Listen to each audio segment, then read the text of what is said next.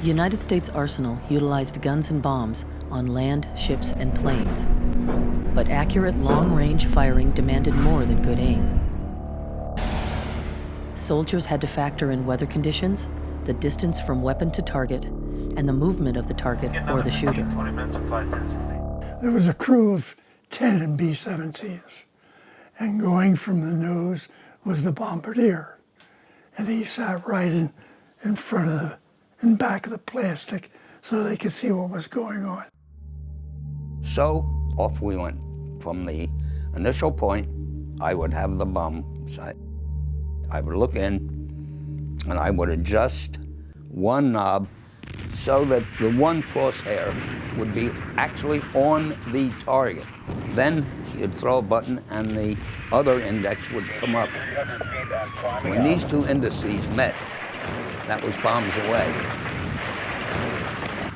These figures that you pumped into the bomb sight were the result of some dear people back in the States figuring using a comptometer and a slide rule, and they came up with these ballistic figures.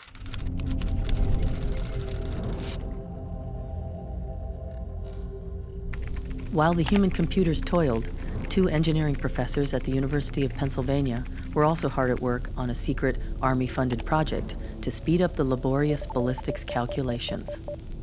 We knew that these two guys were in this room right off the differential analyzer room and that they were inventing something, but we had no idea what they were inventing until much later, and they invited a couple of us in there and said, "Want to see something?" And they took us in, and we said, "What's that?"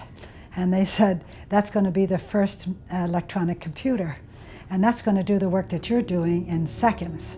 And so we said, "Yeah, go dream on, you crazy guys," you know? And it was ENIAC.